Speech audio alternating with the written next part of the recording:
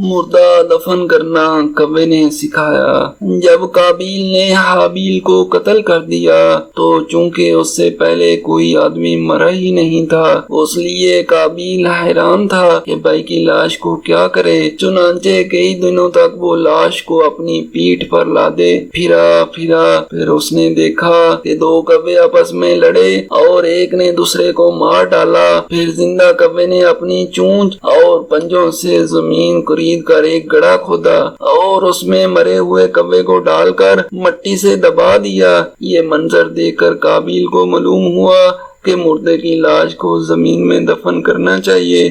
چنانچہ اس نے قبر کھود کر اس میں بھائی کی لاش کو دفن کر دیا۔ قرآن مجید نے اس واقعہ کو ان الفاظ میں بیان فرمایا، پھر اللہ تعالی نے ایک کوا بھیجا زمین کریدتا ہوا کہ اسے دکھا دے کہ وہ اپنے بھائی کی لاش کو چھپائے۔ تو قابیل بولا، ہائے خرابی، میں اس کوے جیسا بھی نہ ہو سکا کہ میں اپنے بھائی کی لاش کو چھپاتا۔ پھر وہ اپنے کرتوت پر پچھتاتا رہ گیا۔ اس واقعہ سے سبق ملتا ہے کہ آدمی علم سیکھنے میں چھوٹے سے چھوٹے استاد کا یہاں تک کہ کوے کا بھی محتاج ہے۔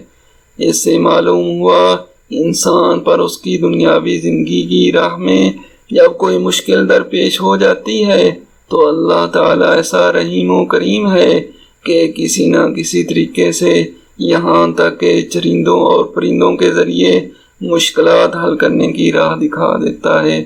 واللہ تعالی عالم۔